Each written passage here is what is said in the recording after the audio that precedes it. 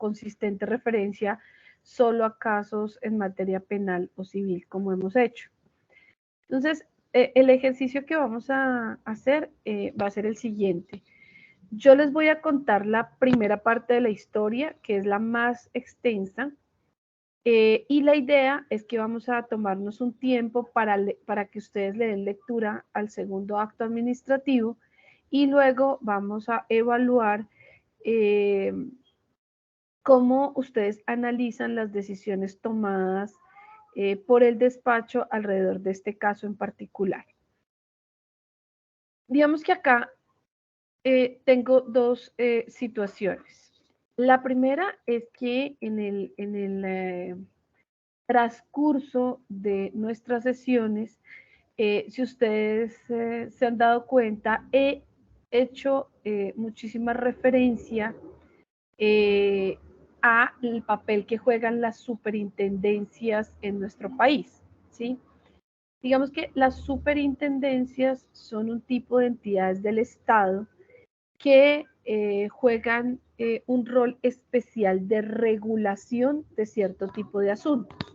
Por eso tenemos la superintendencia de sociedades, la superintendencia bancaria, la superintendencia de notariado y registro, que además es digamos, parte de guarda de la fe pública. De esa superintendencia dependen las notarías, pero también de esa superintendencia dependen el registro de instrumentos públicos. Entonces, digamos, no olvidemos que cuando adquirimos un bien inmueble, ese bien inmueble no solo, digamos, ese negocio de compraventa debe ser elevado a escritura pública, sino que esa escritura pública debe ser debidamente registrada, en derecho se llama, para que sea oponible a los demás, ¿sí? ¿Qué significa oponible? ¿Qué es lo que le da publicidad, digamos, a esa situación o a ese negocio jurídico mejor? Y es el que me puede probar quién es el dueño de un inmueble. Por eso es que cualquier negocio, ejercicio alrededor de un bien inmueble, siempre se solicita el certificado de tradición y libertad, ¿sí? Entonces, digamos, y se me olvida la superintendencia de subsidio familiar. Entonces, esas superintendencias son un ejercicio regulatorio que hace el Estado a través de unas entidades que tienen autonomía y que lo que buscan es tratar unos temas particulares para poder regular ese ejercicio o esos negocios jurídicos entre particulares. Hay una, se me olvidaba también la superintendencia de puertos y transporte. Hay una superintendencia en particular que de unos años hacia acá, digamos, tiene un rol protagónico en nuestros ejercicios y es la Superintendencia de Industria y Comercio. Yo creo que ustedes han escuchado de esta superintendencia porque, digamos, es la que se encarga de regular inicialmente lo que tiene que ver con la libre competencia, la competencia desleal, todo lo que tiene que ver con la propiedad industrial, que, digamos, por eso allá se registran, por ejemplo, los bienes, tecnologías y demás que están sujetas como a derechos de autor y a esa propiedad intelectual. Esta superintendencia, digamos, últimamente ha adelantado de manera muy acuciosa lo que tiene que ver con sus tarea de regulación del mercado, ¿sí? Esa regulación del mercado ha pasado porque ellos, por ejemplo, detecten que han habido acuerdos que han digamos, permitido el que se aumenten los precios de algunos productos en el comercio, ¿sí? Entonces yo no sé si alguno de ustedes ha escuchado, por ejemplo, de toda la investigación alrededor del cartel del papel higiénico, el cartel de los pañales. No sé si han escuchado alguna otra investigación de esa superintendencia distintas a la que les he mencionado.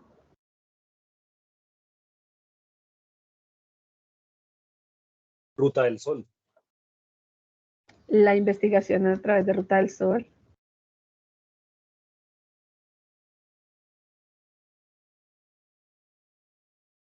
¿Ninguna otra? Bueno, estas han sido como las Cartel de más la importantes. contratación. Bueno, también tienen sanción por los de los NULE. Cartel de Sí, contratación también tienen sanción ahí en competencia por eso.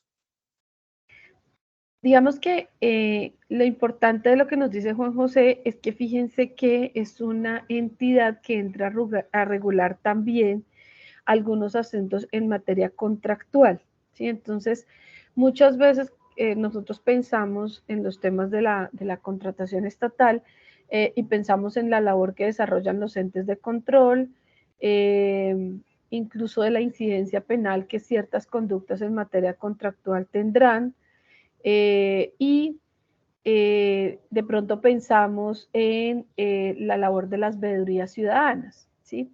Pero resulta que esa superintendencia de industria y comercio también juega un papel importante alrededor de la protección de la competencia en materia contractual estatal, ¿sí? Entonces, por eso esa mención que hace Juan José alrededor de los casos de Ruta del Sol y el tema de los NULE, pues también es importante por la labor que desarrolla esa superintendencia. Entonces, digamos que esa superintendencia de industria y comercio se va a encargar entonces de los temas de protección a la competencia y ya en el desarrollo del caso que vamos a ver, vamos a hablar un poco de qué significa esa protección de la competencia en el mercado.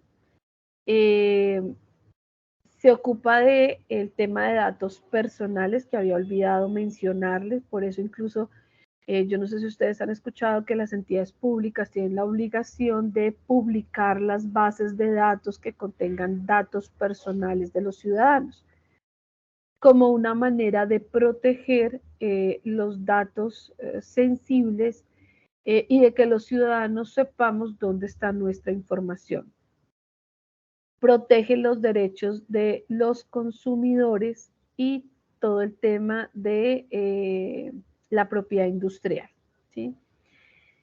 Metrología legal también tiene y reglamentos Exactamente. técnicos. Estas superintendencias son entidades del orden administrativo de la rama ejecutiva, pero tienen las funciones jurisdiccionales.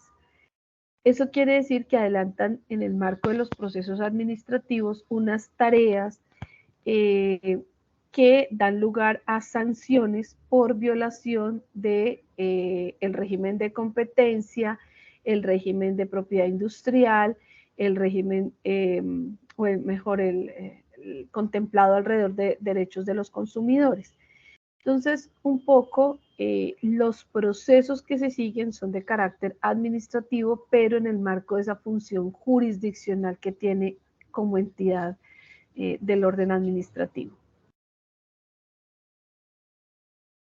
Alrededor del caso que vamos a ver hoy es interesante porque está relacionado con precisamente unos procesos contractuales que se siguieron en el Fondo Financiero de Proyectos de Desarrollo FONADE, que es una entidad de carácter público. Entonces, ahí se desarrollaron dos procesos contractuales, uno relacionado con la construcción de un muro en un municipio del país y otro proyecto relacionado con mejoramiento de viviendas en un municipio en el Chocó. ¿Sí? Entonces, estos dos casos que vamos a analizar están directamente relacionados con con procesos contractuales de una entidad del Estado, donde va a encontrar la superintendencia que se violan unas normas del régimen de protección de la competencia, ¿sí?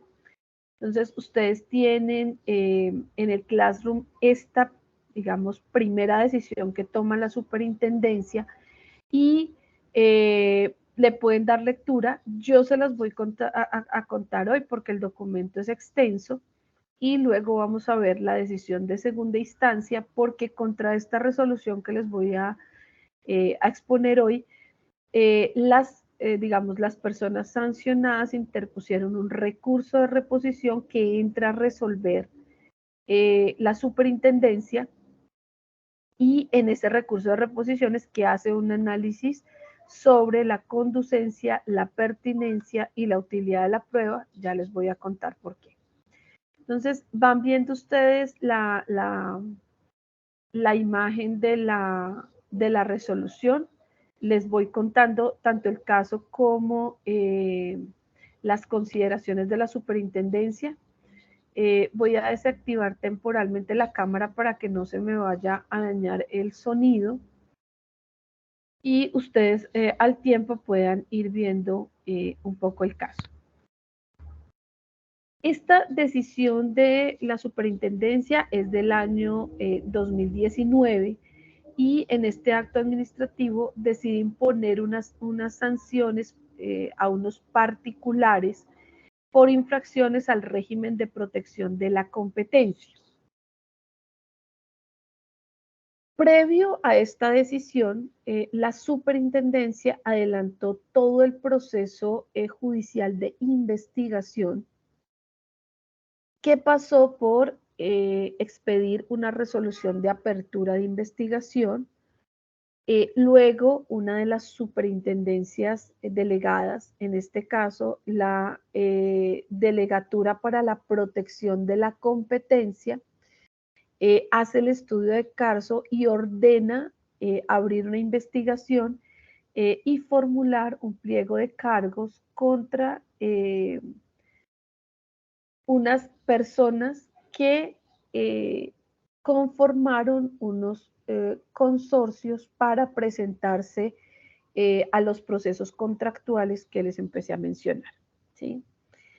¿Cuál fue el objeto de esa investigación de la superintendencia? Determinar si en su calidad de agentes del mercado estas personas incurrieron en unas conductas que están sancionadas, entre ellas los acuerdos que tengan por objeto la colusión en las licitaciones o concursos, ¿sí?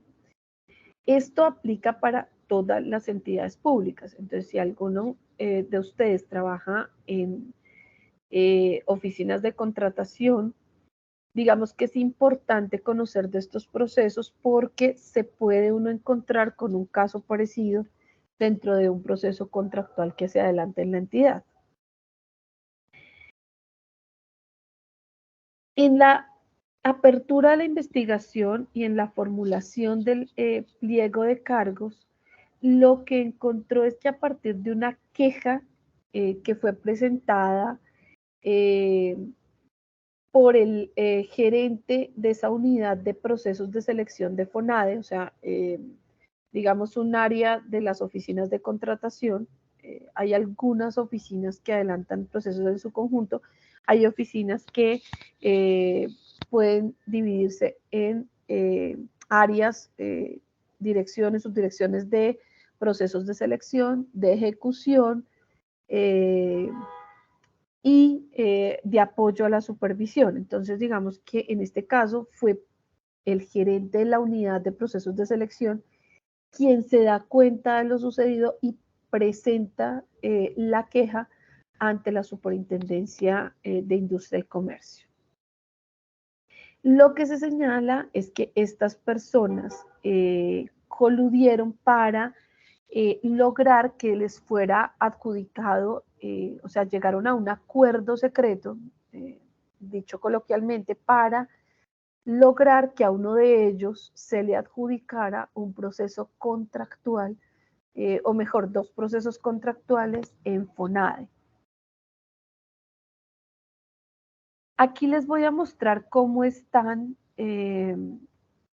digamos, conformados esos consorcios. Entonces, lo primero es que se adelanta la investigación por 2 procesos de selección diferentes. Uno denominado el 006 de 2014 y el otro es el 004 de 2014.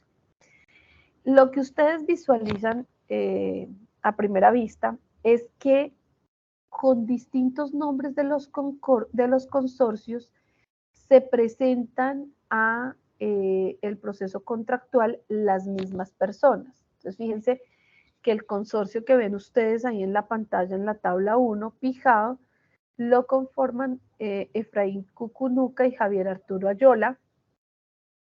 Y en la tabla 2, el consorcio A y C lo conforman las mismas 2 personas. Entonces, digamos que fue una de las primeras razones por las que la superintendencia entra a indagar qué sucede con esos consorcios que casualmente cambian su nombre, pero la composición resulta ser la misma. Después que, digamos, hay una averiguación preliminar de parte de la delegatura, se profiere la resolución de apertura de investigación y claramente se determina que se entra a investigar que esos personas que conformaron los consorcios incurrieron en un acuerdo colusorio en los 2 procesos de selección contractual adelantados por FONADE. Esta resolución de apertura de investigación, digamos, como es el inicio de una investigación formal, digamos que tuvo en cuenta toda una serie de pruebas de carácter indiciario. Ya vamos a ver más adelante este medio de prueba a profundidad, porque se presentaron algunas coincidencias, digamos, extravagantes en las propuestas económicas presentadas por los consorcios. Y adicionalmente, una persona fue llamada a rendir declaración dentro de la investigación y esa persona, quien era un funcionario de Seguros La Equidad, puso de presente que existían una serie de relaciones entre los investigados e incluso afirmó que esos investigados hacían parte de un mismo equipo de trabajo. Entonces, por eso, aparte de las pruebas indiciarias, esta declaración hace que la superintendencia tome la decisión de aperturar la investigación. Una vez se abre la investigación, viene nuestro término para solicitar y aportar pruebas. Y en ese momento la superintendencia delegada, o sea, la delegatura, decretó las pruebas solicitadas por los investigados, decretó algunas pruebas de oficio. Digamos que frente a este tema ya habíamos mencionado que quien esté al frente del proceso judicial, o en este caso del proceso administrativo jurisdiccional, tiene la posibilidad de decretar pruebas de oficio con el fin de llegar a una certeza sobre esos hechos sucedidos. Entonces, en este caso, la delegatura que está al frente del proceso decreta pruebas de oficio, las cuales consideran su momento conducentes, pertinentes y útiles para esta investigación administrativa. Y rechazó algunas pruebas solicitadas por una de las personas que conforman los consorcios debido a que esas solicitudes fueron extemporáneas. Entonces, fíjense que ya estamos ante la condición que las pruebas que no se soliciten dentro del término establecido para ellos, dentro de nuestro periodo, pues no serán practicadas y serán rechazadas por quien adelante el proceso, en este caso administrativo. Posteriormente, digamos, lo que se sucede es que se practican las pruebas que se decretaron, las pedidas por las partes y las de oficio, y lo que hace ese superintendente delegado para la protección es que presenta un informe, o sea, él es un funcionario que nosotros llamamos comisionado, ¿sí? Es decir, quien debe tomar la decisión en este caso de las sanciones ante la superintendencia será el superintendente de Industria y Comercio. Pero ese superintendente, por la cantidad de asuntos a su cargo, por el cargo que ostenta, digamos que no se puede, digamos, no puede estar al frente de la práctica de la totalidad de las pruebas del proceso porque no le da tiempo. Entonces, ¿qué hace él? Él tiene unos funcionarios comisionados que para determinados temas van a adelantar esa práctica, ese decreto y práctica de pruebas, y luego le entregan un informe que va a ser el sustento para que él tome la decisión. En este caso, una vez culminada esa etapa probatoria y unos trámites muy propios de la superintendencia, esa delegatura presenta ante el superintendente de Industria y Comercio el informe motivado con los resultados de la etapa de instrucción, es decir, con lo sucedido en la etapa de investigación. En ese informe, el delegado hace una primera valoración probatoria y recomienda al superintendente delegado que declare administrativamente responsables y que sancione a varias de esas personas que conforman los consorcios, al señor Efraín, el señor Javier Arturo Ayola, la señora Virginia Isabel, el señor Sandro Fabián,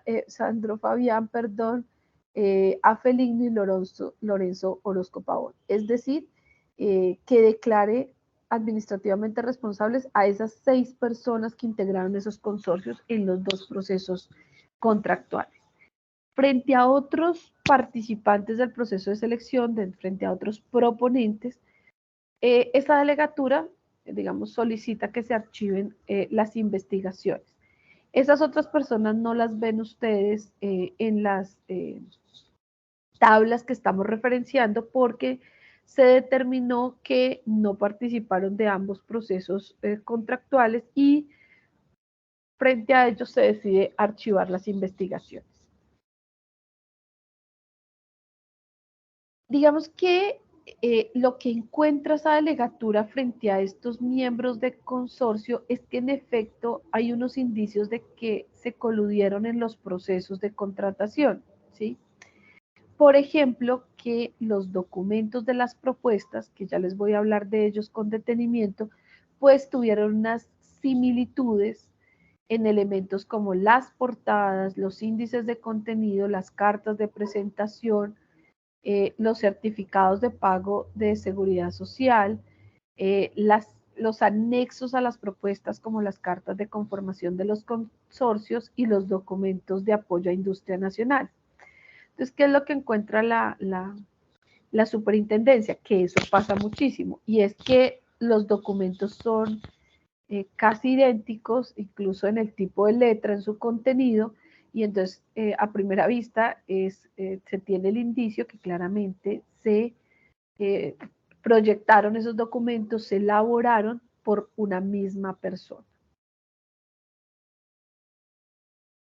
Después de que se presenta ese documento motivado por la delegatura, ese documento se remite o se da traslado a esas 6 personas investigadas para que tengan un término de manifestar sus observaciones y desacuerdos con ese documento que hizo la delegatura. Y cada una de esas personas presentó unas observaciones, algunas de fondo y algunas probatorias. Nosotros, para nuestro interés de caso, vamos a hablar de las probatorias. Dentro de esas probatorias, por ejemplo, uno de los investigados dice que su firma fue falsificada en algunos de los documentos que aparecen en el informe motivado de la superintendencia delegada, ¿sí? Que, por ejemplo, se hace alusión a un documento en el cual sus apellidos incluso han sido invertidos, lo que evidencia que ese documento no fue firmado por él. Entonces, fíjense que qué es lo que hay acá y ya hemos hecho referencia también a este tema. Lo que hay es una tacha de falsedad sobre el documento, es decir, una afirmación sobre la falsedad de un documento que soporta la investigación. Otro de esos investigados sobre, digamos, otro de los documentos dice que la superintendencia tenía el deber de verificar la autenticidad de las firmas y las huellas utilizadas para la creación de la cuenta corriente que estaba dentro del proceso. Y que en ausencia de esa verificación de autenticidad de firmas, pues el argumento que desarrolla la superintendencia carece de una eficacia probatoria, ¿sí? Porque la superintendencia debía verificar esa autenticidad. Entonces, fíjense que aquí estamos hablando de quién tiene la carga de tachar o de señalar que un documento es falso dentro de un proceso judicial o administrativo. Ya habíamos visto en materia civil, haciendo referencia a los principios generales de la prueba, que alegarse o tachar de falso ese documento para que se entre a verificar esa autenticidad, pero que será la parte interesada la que, digamos, presente esa tacha de falsedad alrededor de un documento. Aquí lo que está diciendo el investigador es no, esa tarea era, digamos, de oficio de la superintendencia. Otro de los investigados le dice que la superintendencia delegada no escuchó el testimonio, o mejor, que no escuchó su testimonio, el señor Efraín Cucunúa, y que en consecuencia, pues como nunca fue escuchada su declaración, vamos a ver más adelante esa diferencia entre una declaración de parte y el testimonio. Entonces, en este caso estábamos ante una declaración y que como no se le escuchó, pues él no pudo controvertir los hechos objeto de la investigación y esto viola el debido proceso previsto en la Constitución política y debe declararse la nulidad de la actuación. Entonces, fíjense que esto tiene que ver con todo lo que habíamos visto alrededor del debido proceso y el derecho a la prueba, de conformidad con el artículo 29 de la Constitución política. O sea, acá empezamos a ver materialmente eso que en ese momento vimos de manera conceptual sobre lo que significa y cuál es el alcance del debido proceso y del derecho a la prueba.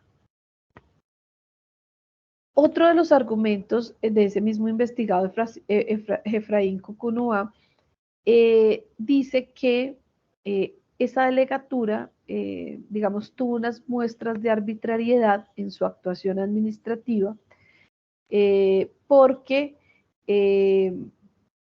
antes de que se profiera la decisión final, la delegatura debió haber decretado pruebas de oficio tendientes a la búsqueda de la verdad. Entonces, ya, digamos, acá ya hay un primer indicio de lo que es nuestro fin de la prueba que intentaremos abordar en la sesión de hoy.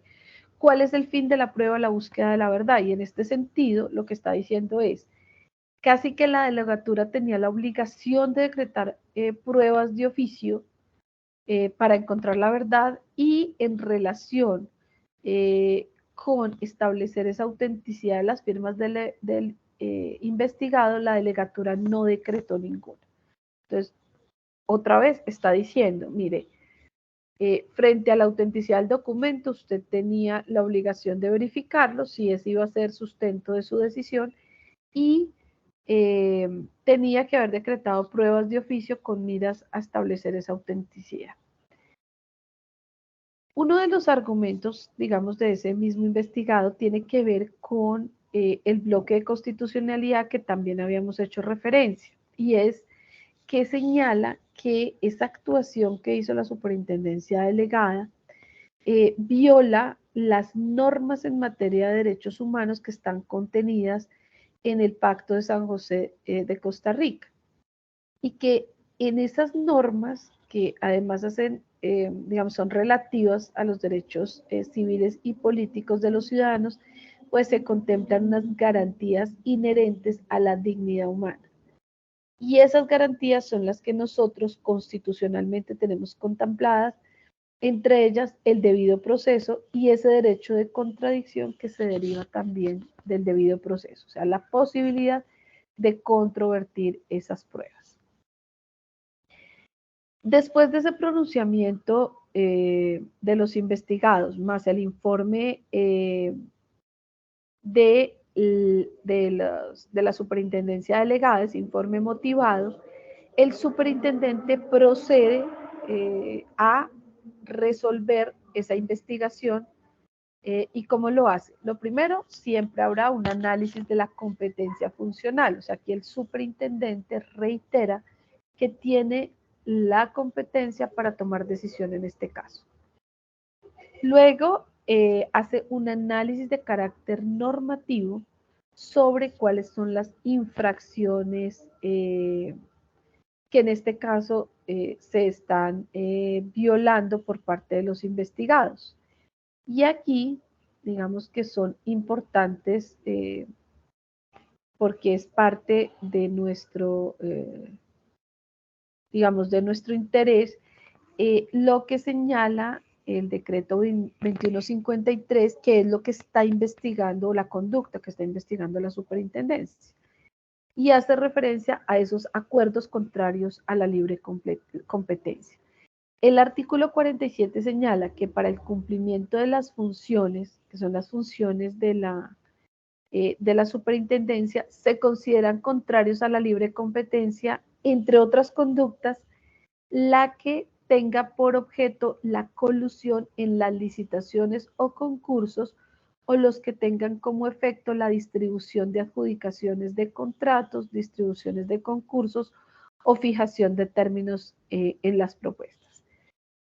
¿Qué es lo que estamos entendiendo? Que lo que está investigando es que estas personas a través de los consorcios se pusieron de acuerdo para ganarse ese proceso contractual, o sea, para ganarse la adjudicación del contrato, ¿sí?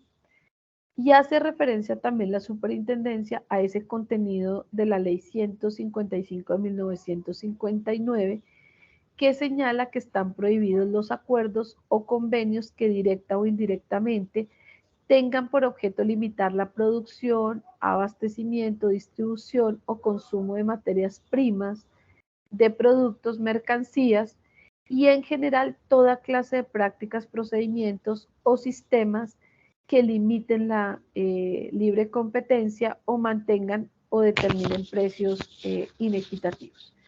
Fíjense que en la lectura de este artículo es que encuentra uno sustento para esas investigaciones alrededor del llamado cartel del papel higiénico y cartel de los pañales, ¿sí? Y es que hubo un acuerdo entre los productores de esos elementos,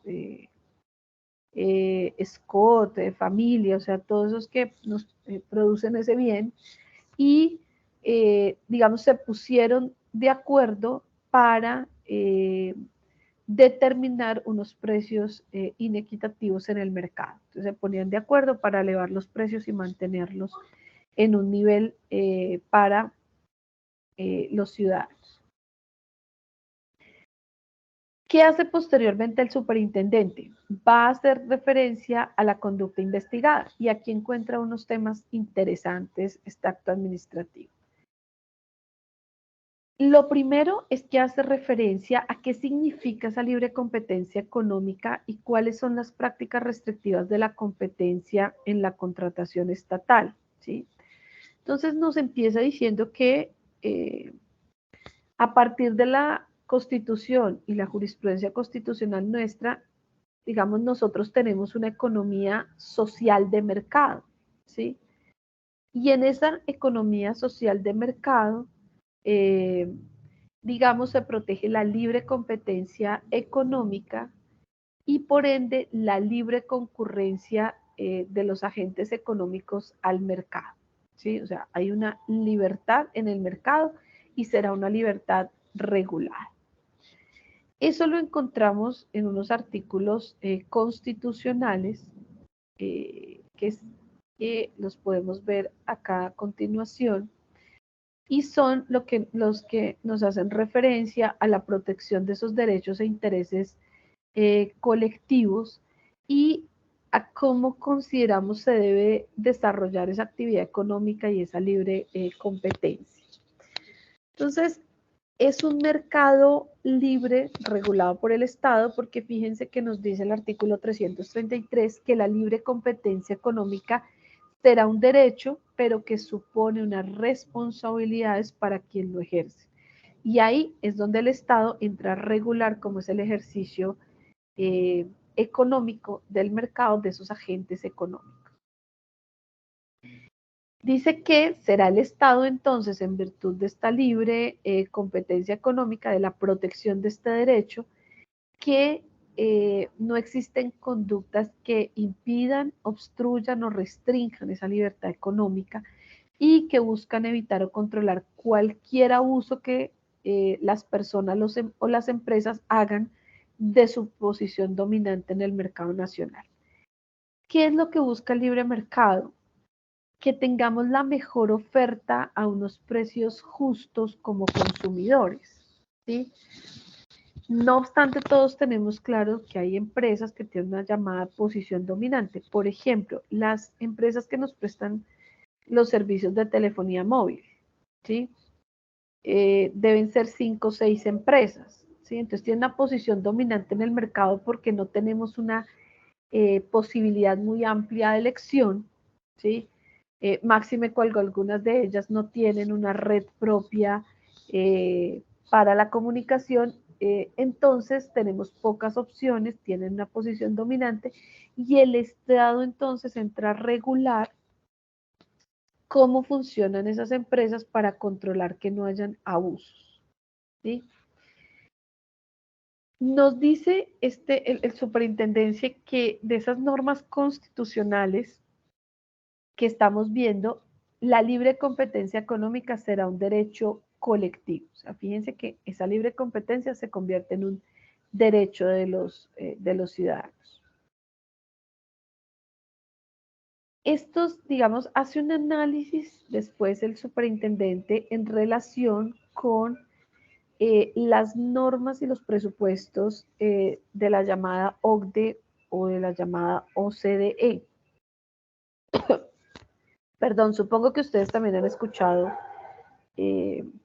cuando nos decían los medios de comunicación que ingresamos al mal llamado Club de Países Ricos, ¿sí?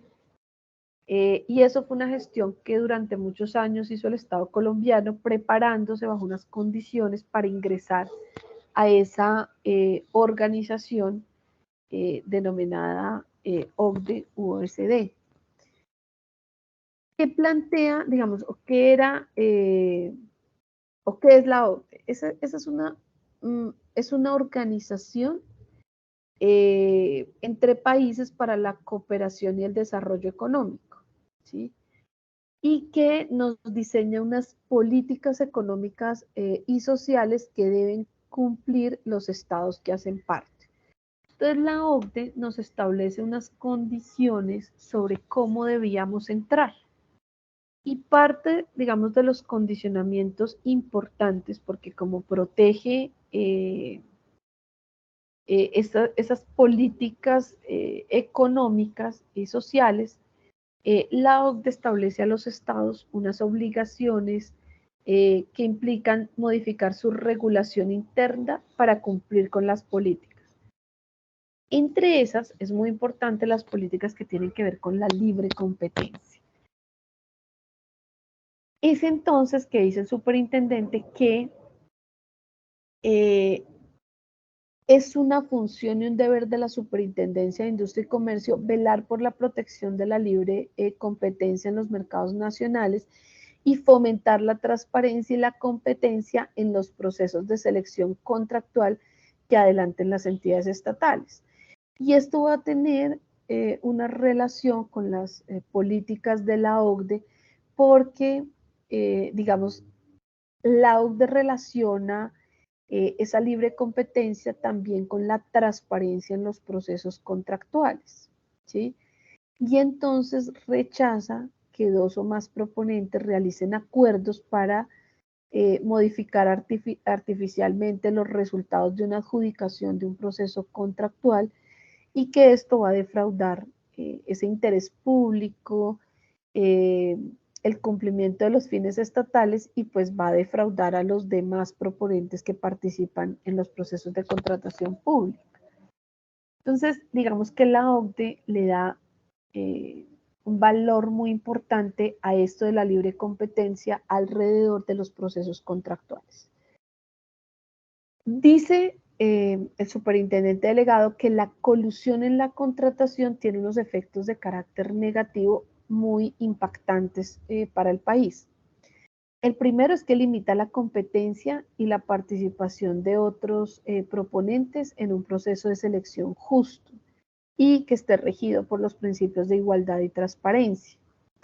Segundo, que el Estado resulta afectado porque se van a incrementar los costos que representan la participación de proponentes no idóneos. Si se presentan 3 oferentes dentro de un proceso y coordinan el precio, pues al Estado es muy posible que le salga más costoso las obras o la contratación de esos bienes y servicios que requiere. Tercero, es que se generan unas asimetrías de información entre los proponentes y eso pues viola el principio de igualdad que rige también la contratación pública. El cuarto es que pueden incrementarse de una manera injustificada los precios de los productos y reducir su calidad, porque como están en acuerdo esos proponentes y sí o sí uno de ellos va a ganar, pues no necesitan ofertar mayores condiciones de calidad, sino solamente coludirse en el precio para ganarse, digamos, la adjudicación de un proceso contractual.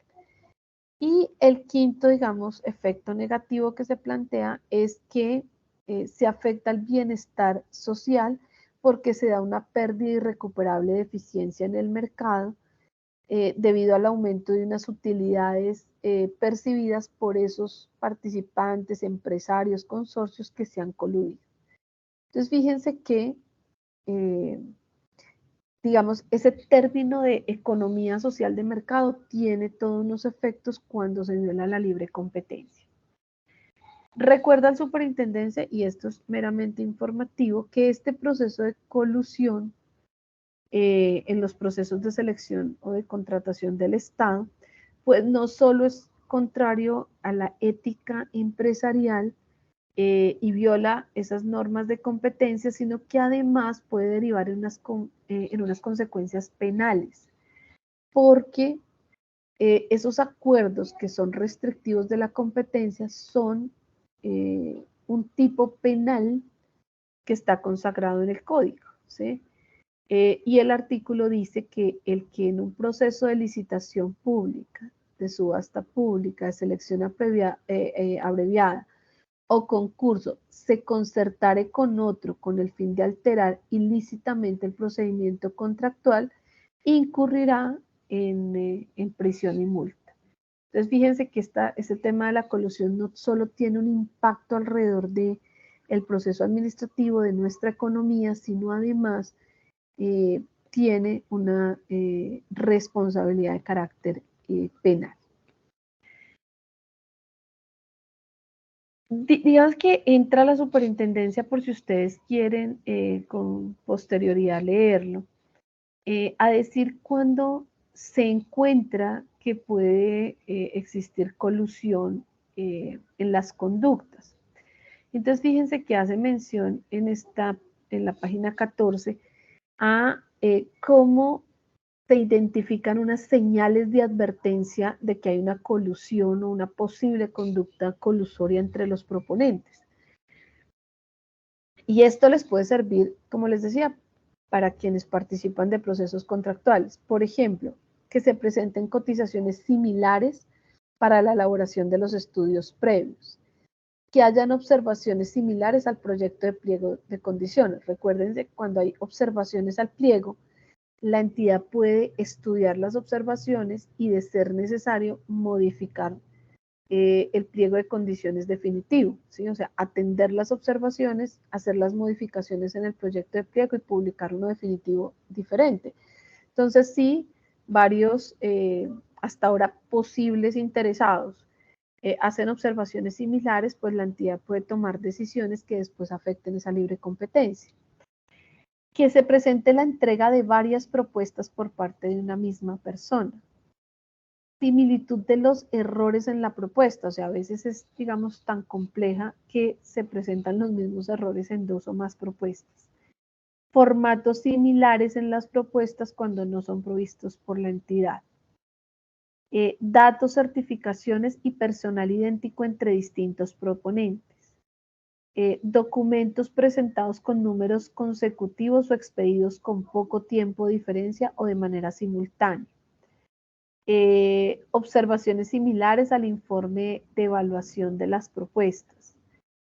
Bueno, y otras que ustedes encuentran ahí en la página 14 por si les quieren dar un vistazo a qué son esas llamadas o esas alertas que pueden tenerse frente a las conductas colusorias dentro de un proceso contractual. ¿Qué vamos a ver, digamos, más adelante de lo que señala la superintendencia? Toma ya con posterioridad cada uno de los procesos de contratación y empieza a analizar para constituir esa prueba indiciaria las propuestas que presentan, las propuestas económicas que presentan esas partes. Y de ese análisis de las propuestas que presentan las partes, empieza a señalar cuáles son sus coincidencias, señalando que en los casos de colusión, esa prueba indiciaria de esas similitudes, pues va a jugar un papel fundamental. ¿Y por qué? Porque no hay un medio probatorio mucho más fuerte en la medida que no hay unos rastros directos de esas conductas realizadas, porque generalmente son conductas en secreto. Entonces, pues no se va a encontrar una prueba tan contundente como las indiciarias, por ejemplo, que van a resultar del análisis de las propuestas. Entonces, miren lo que hace la superintendencia. Revisan el acta de cierre de las ofertas, por ejemplo, en el proceso de contratación 004 de 2014 y evidencian que las ofertas de los 3 consorcios fueron presentadas por la misma persona en la misma fecha y con 1 minuto de diferencia. O sea, la persona fue con las 3 propuestas y las radicó una tras otra. Y adicionalmente, esas 3 propuestas registran unos números de pólizas consecutivos. Entonces, ¿qué hace la superintendencia? Fíjese que revisa y empieza a mostrar, digamos, la evidencia de cómo se entregaron o se radicaron las propuestas. Después nos dice que finalizado el término para presentar ofertas, se hace la observación de que a los 3 consorcios casualmente les hacía falta la garantía de seriedad de las propuestas, que después menciona la superintendencia, subsanan y las 3 pólizas tienen números consecutivos de expedición, cuando eso generalmente no sucede. Las portadas de las propuestas, y lo ven ustedes en la pantalla, tienen, digamos, dice el superintendente, claras y visibles similitudes, ¿sí? Entonces, esto no era un formato de FONADE y sin embargo la portada es casi idéntica. Luego verifica las tablas de contenido y fíjense que en la imagen se evidencia claramente que las tablas de contenido son casi idénticas también. Luego ya empieza a hablar de cómo los formatos que entrega FONADE digamos que presentan el mismo contenido de información, o sea, si bien son formatos, presentan los mismos contenidos de información de los tres proponentes. Y ahí van a ver las pantallazos claros. Y luego hace una relación de las diferencias en esos formatos. Entonces, fíjense, coloca lo que dice en un formato, cómo se corrige en el otro y cómo son frases idénticas en las tres consorcios que se presentaron. Luego continúa revisando los documentos de la propuesta, las certificaciones de pago de seguridad social y lo mismo identifica, tienen el mismo contenido, mismo número, mismo tipo de letra, misma fecha de expedición. Y finalmente evalúa también ese proceso de selección 006 con los mismos contenidos que ya vimos antes. Cuándo se entregaron, con qué diferencia de tiempo se entregaron o radicaron propuestas, cómo las portadas son idénticas también en el proceso 006, cómo los formatos, por ejemplo, de tabla de contenido, fíjense, son iguales, cómo las cartas de presentación tienen el mismo contenido en los tres proponentes, en los tres consorcios, y cómo en los formatos hay frases idénticas en las tres propuestas, ¿sí? Hasta ahí, digamos, todas esas indicios de evaluación que hace la superintendencia mostrando las similitudes documentales. Luego hace el señalamiento de la declaración del funcionario de la aseguradora que señala que las personas que se acercaron para que les fuera expedida esa garantía de selección de la oferta eran del mismo equipo, ¿sí? Cuando se toma la declaración de uno de los investigados, digamos que encontramos una confesión de parte de ellos, ¿sí? Y dentro de lo que él menciona en su declaración, dice que confesó que fue él mismo quien elaboró la totalidad de las propuestas. Entonces ya pasamos de esas pruebas indiciarias que ustedes vieron en las imágenes a la prueba de confesión de parte de uno de los investigados que dice que fue él quien elaboró la totalidad de las propuestas presentadas por los tres consorcios, ¿sí? Y digamos, es una prueba adicional para que la superintendencia tome una decisión alrededor de esta colusión. Por último, ¿qué es lo que ustedes van a ver en esta resolución? La voy a adelantar rápidamente. El superintendente ya hace un análisis de las conclusiones sobre esa conducta para determinar si se incurrió en esa colusión o no para proceder a sancionar, ¿sí? Analiza las pruebas indiciarias que ya vimos, señala la confesión de parte del investigado Javier Arturo Ayola, que hacía parte de uno de los tres consorcios, y señala que, digamos, hay una evidencia que demuestra la potencialidad y la idoneidad de la conducta de esos investigados de afectar la libre competencia en esos dos procesos contractuales. Y por último, digamos, de hacer un análisis de lo que ya vimos, la prueba indiciaria, la confesión de parte, entra a decidir el superintendente señalando que se entiende probada esa colusión de las conductas y los declara a unos responsables de manera administrativa y les impone multas a todos ellos por violación de esa libre competencia. A cada uno le impone, después de también analizar cuál es su nivel de participación dentro de este proceso. Entonces, fíjense que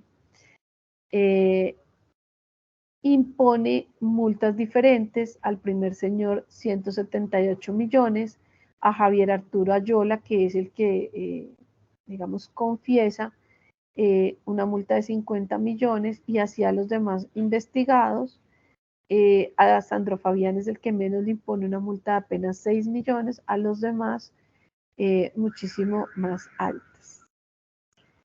Después de esta decisión viene la posibilidad de esas partes de interponer el recurso de reposición, que es el documento que hoy vamos a leer y que ustedes van a analizar, después de ya toda la historia larguísima que les conté sobre la decisión de primera instancia. Es muy larga porque tiene muchas aristas, pero creo que sirven al propósito de tener una información, dado que ustedes son servidores públicos en una entidad y o trabajan en temas de contratación o podrían trabajar en estos temas.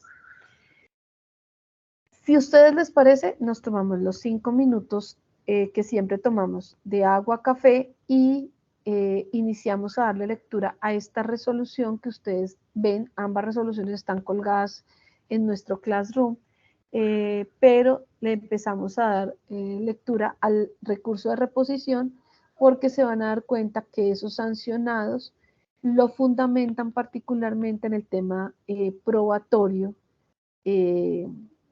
digamos, el recurso de reposición que incoan. Entonces, si les parece, son las 3:11, nos tomamos 5 minutos, a las 3:16 nos volvemos a reunir para darle la lectura al recurso de reposición por parte de cada uno.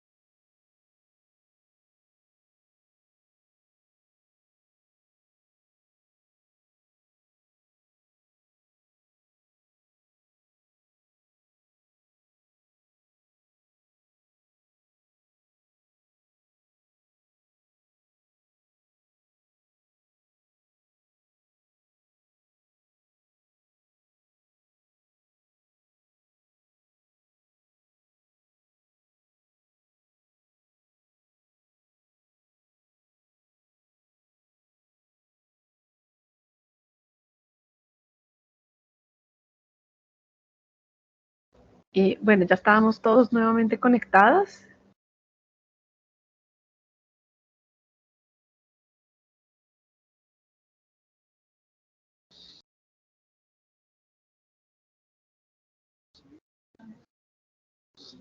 Sí, señora. Bueno, gracias, Dora. Entonces le vamos a dar lectura a la resolución del Classroom. Les iba a preguntar, ¿todos tienen acceso en este momento al documento? Yo no puedo leer porque voy por carretera, solo voy escuchando. Listo, Dora. ¿Alguien más tiene dificultades para acceder al documento?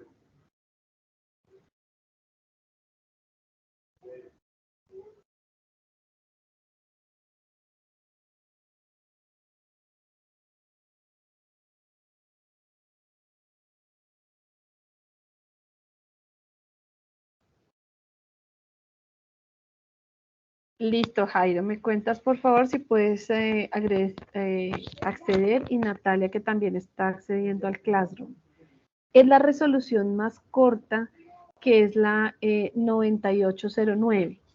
¿Sí? La otra, que es la larga, es la que ya les expuse hace un momento.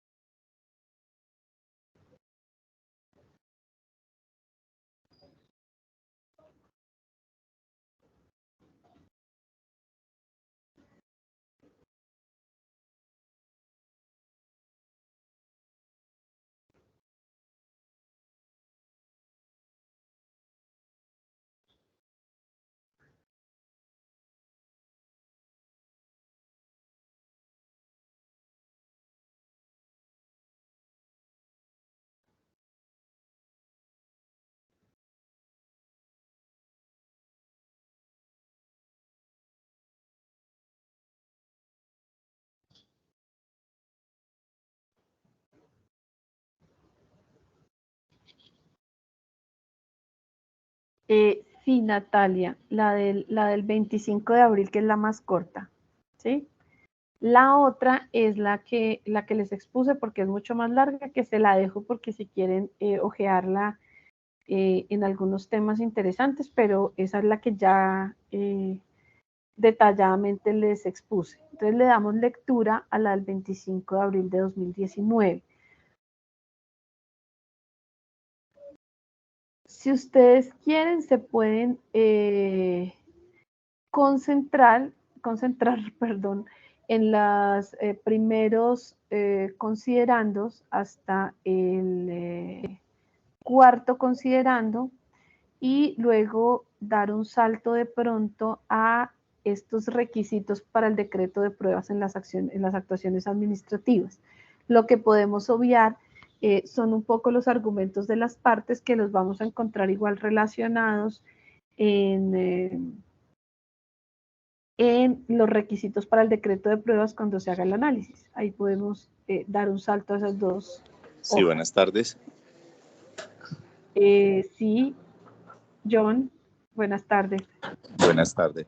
Es que, bueno, mi nombre es John Echavarría. No he podido acceder al Classroom. Tengo inclusive 2 tareas pendientes, pero no he podido acceder. Siempre me aparece, me busca diciendo que debo de tener correo electrónico y lo incluyo, pero no me ha dado para poder hacer las tareas. Dame un segundo, John, porque tengo en efecto, no sé por qué, estoy compartiendo pantalla y por eso van a ver los nombres de todos. Fíjate que aquí es como si no estuvieras y de pronto por eso no te deja ingresar. Tú me puedes compartir por el chat tu correo electrónico y ya solicito que lo incluyan en el listado del Classroom para que puedas acceder. Si tienes un correo de Gmail, es más sencillo. No, los dos son de Look. Bueno, si quieres envíamelo y ya solicito que lo ingresen. Listo. Que lo ingresen Listo. al Classroom. Ok, gracias.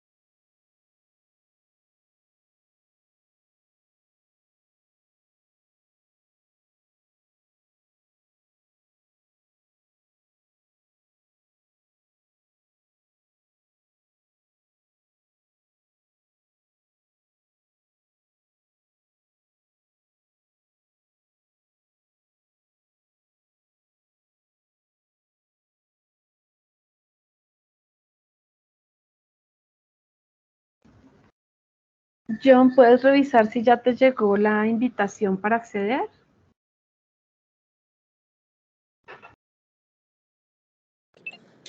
Ya voy a verificar.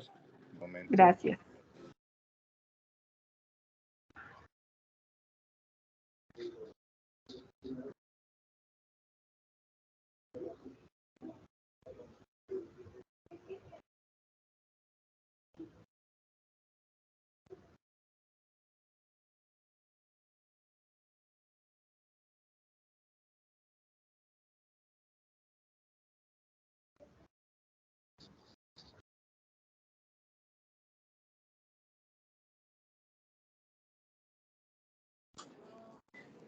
No, o sea, sí me llegó, pero dice que no se puede acceder, encontrar su cuenta de Google con ese correo electrónico.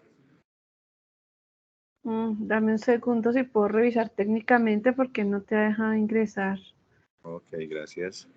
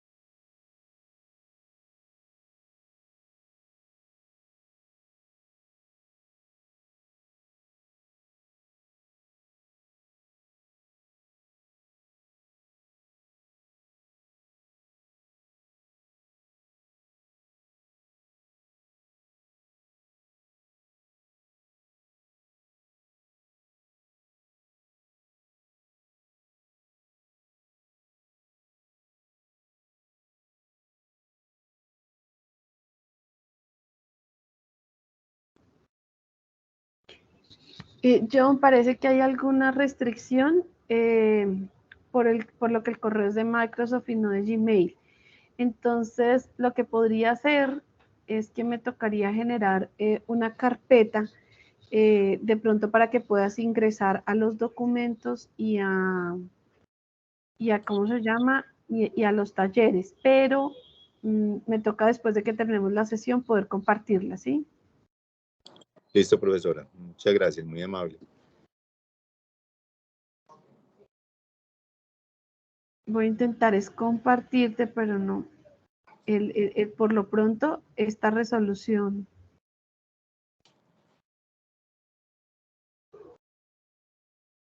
Ok, muchas gracias.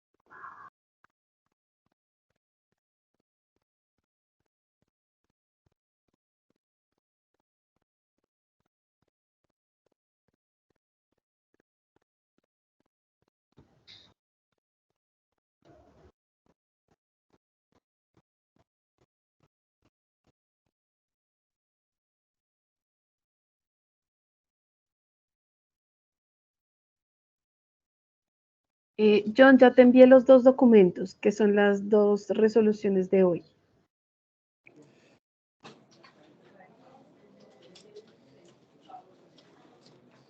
Listo, profesora, ya la reviso. Muchas gracias.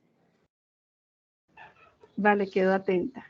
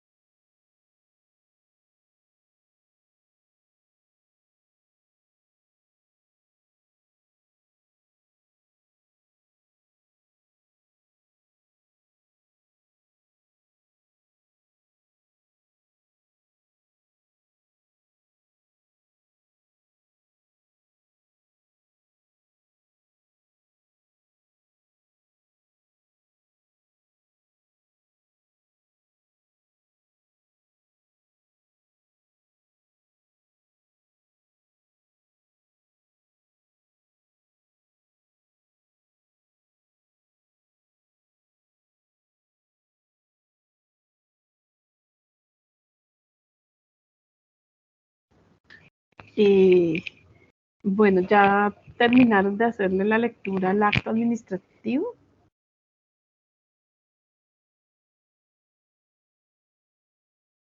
Salvo Dora, que Ya casi, todavía no, ya casito. listo. Bárbara, ¿cómo vas con la resolución? Pues voy en la página 8 y efectivamente lo que me he dado cuenta acá es sobre lo que estábamos hablando ayer sobre la pertinencia, ¿cómo es? Contundencia, pertinencia y utilidad de las pruebas. Eh, Tengo entendido y por lo que he evidenciado, se le solicitó una prueba al señor Grafológica y él fue a presentar, fue como otras descargas y otras pruebas que lo que le dice el superintendente es que no tienen contundencia y pertinencia con lo que se le estaba solicitando. Pero voy ahí. Perfecto, Bárbara. Pero digamos, ¿te ha servido para comprender en un caso Eh, particular los conceptos? ¿Sí ayuda? Sí, el tema que estábamos viendo ayer es precisamente sobre la contundencia y la pertinencia y la utilidad de la prueba.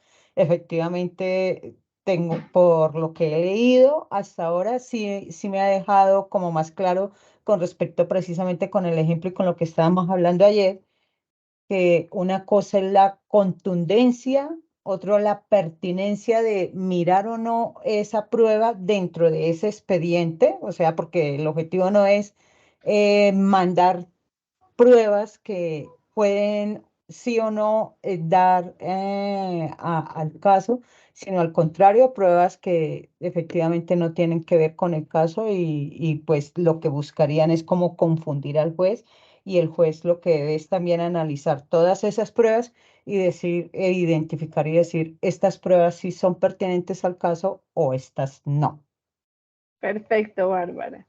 Ya entonces esperemos que todos puedan avanzar en la lectura para comentar el contenido completo de la resolución, ¿sí? Ok, gracias. Yo también avanzo en lo que me falta. Muchas gracias. Listo.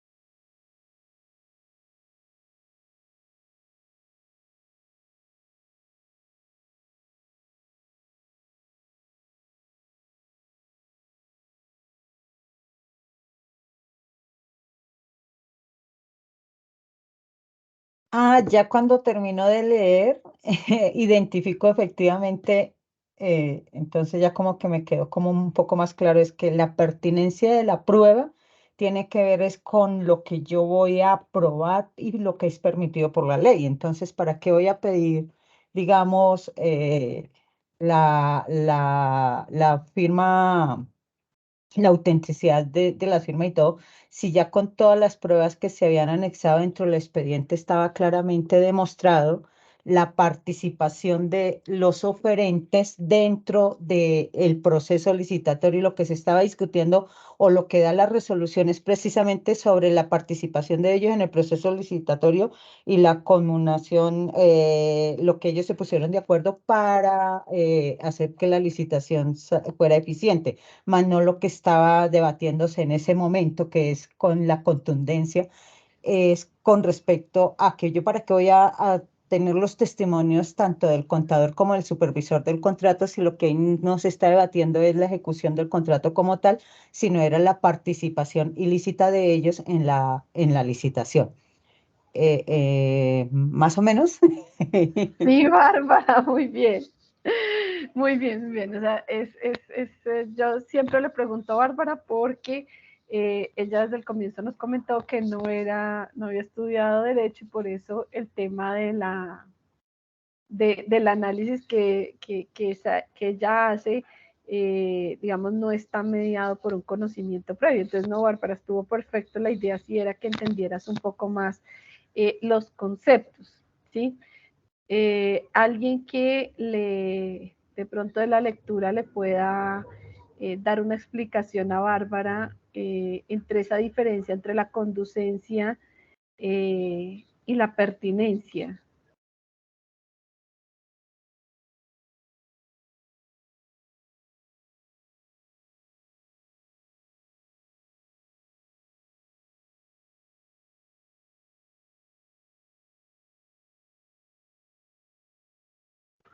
No sé, de pronto Juan José. Señora. ¿Alcanzaste a escuchar a Bárbara un poco en la exposición? Sí, la alcancé a escuchar. Que de pronto le quisieras complementar algo, explicar algo adicional eso lo digo Pues porque yo, tú tienes, o sea, se nota en tus intervenciones mayor conocimiento de temas de derecho, entonces que le pudieras explicar algo eh, o aclararle algo que le pudiese servir a Bárbara. digamos que yo considero que pues hizo bien es abogada y pues las expresiones que hizo pues están acordes. Pues solo complementaría que en efecto pues estamos frente a un hecho que investiga la Superintendencia de Industria y Comercio, que es un hecho relacionado a una situación colutoria donde pues varias personas se ponen de acuerdo pues, para afectar el libre mercado y pues en el rechazo de las pruebas está enmarcado eh, en dos aspectos. La primera es en pertinencia de la prueba, ¿cierto? Porque ellos pretenden, eh, en primer lugar, demostrar con unos testimonios que una persona no participó en la ejecución de un contrato, ¿cierto? Que es un señor, bueno, se me olvidó el nombre del señor. Dijo, vea, con estos testimonios queremos demostrar que esta persona no participó en la ejecución del contrato. Sin embargo, pues acertadamente considero que la superintendencia le dice, mire, no se trata de demostrar si la persona participó o no en la ejecución del contrato, porque nosotros lo que estamos analizando es ese acuerdo defraudatorio que ustedes hicieron para presentarse al proceso licitatorio. Y pues digamos que un testimonio demostrando que no tuvo intervención en la ejecución del contrato, pues no guarda ninguna relación, no hay ninguna idoneidad entre lo que se pretende demostrar y la prueba. Entonces, digamos, claramente es un ejemplo de impertinencia de la prueba. Ahora bien, sucede lo mismo con la prueba grafológica. Dice, mire, esos documentos que el señor presentó en el proceso licitatorio no corresponden a él, entonces por eso necesitamos un tema de grafología para demostrar que en efecto él no fue el que suscribió esos documentos. Pero digamos que ahí ya entramos en terrenos de utilidad de la prueba y la superintendencia pues lo que precisa es al respecto que esa prueba no se tiene o no se decreta pues porque no resulta útil toda vez que la materia de investigación es el acuerdo defraudatorio, por decirlo así, ese hecho colutorio en el que llegaron pues varias personas, ¿cierto? Y independientemente de que él haya suscrito en esos documentos, pues digamos que hay pruebas suficientes en el expediente que demuestran ese hecho defraudatorio, digamos como el concierto en el que se pusieron de acuerdo las personas para pues, digamos, para presentar en el proceso. Pues, digamos que son dos ejemplos clásicos de por qué una prueba no es útil y por qué una prueba no es pertinente. Creo que pues, sería como lo único que tendría que agregarle a lo que Bárbara dijo. Sí, un poco, digamos, aquí no vemos el concepto de análisis de la conducencia de la prueba, sino como nos dice Juan José, el de la pertinencia y utilidad de la prueba. Solo un comentario adicional a lo que ustedes han expuesto perfectamente, y es que fíjense cómo en ese proceso de análisis global que en este caso hace el funcionario, pero que también se enmarca en un proceso judicial, de otros hechos se deriva una conclusión de análisis. ¿A qué me refiero?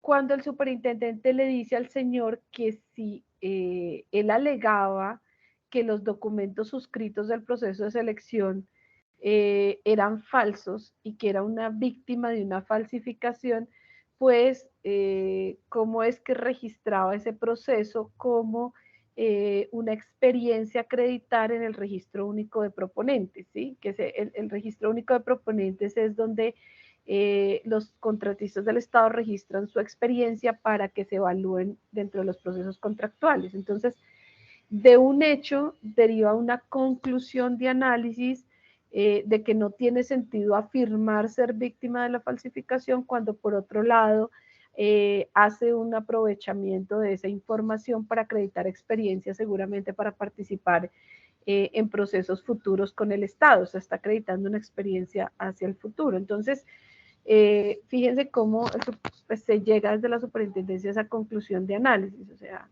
y esa habilidad la debe tener el funcionario o el juez cuando hace ese análisis en conjunto de las pruebas, ¿no? Unas me pueden llevar a concluir otros asuntos que son de interés para la decisión o que le permiten llegar a la convicción necesaria para tomar la decisión. ¿Sí? Alguien pudiese haber pasado por alto ese sentido que estaba registrando la experiencia y sin embargo la superintendencia sí recoge esa información, digamos, para llenarse de más argumentos para la toma de decisión, es decir, llegar a una convicción sobre la decisión que estaba tomando.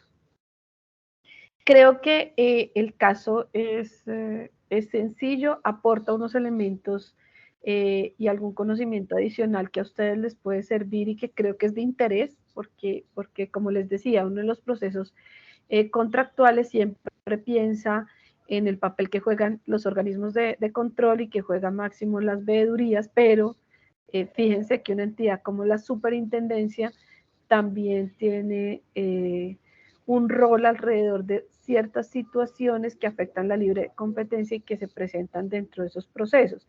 Y un poco, fíjense cómo un poco al margen relacionado con el tema de las responsabilidades de los servidores públicos, ese gerente de la unidad de procesos de selección de FONADE es el que al darse de cuenta de la situación pone en conocimiento además de la superintendencia y supongo que así como lo pone en conocimiento de la superintendencia, lo pudo haber puesto en conocimiento de algún otro órgano, pero digamos como con conocimiento y al evidenciar la situación lo coloca a investigación, ¿sí? Que eso generalmente, como les decía, dentro de los procesos contractuales no necesariamente sucede. Hasta acá no sé si tienen alguna pregunta, comentario, observación adicional.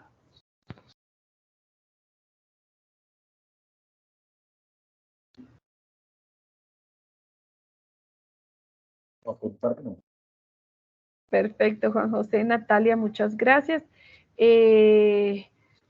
Bárbara, como dice Jairo de Jesús en el chat, una felicitación especial porque tomaste la tarea de hacer la lectura, pero además de comprenderlo perfectamente. Y para todos entonces, un feliz fin de semana. Nos encontramos nuevamente el miércoles con el tema de la finalidad de la prueba y empezamos con el primer medio de prueba ya de análisis puntualmente. Muchísimas Muchas gracias. Gracias, hasta luego. Hasta luego.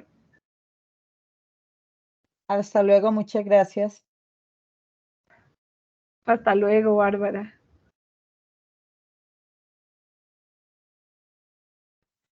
Bueno, muchas gracias a todos. Hasta luego, Carlos Arturo.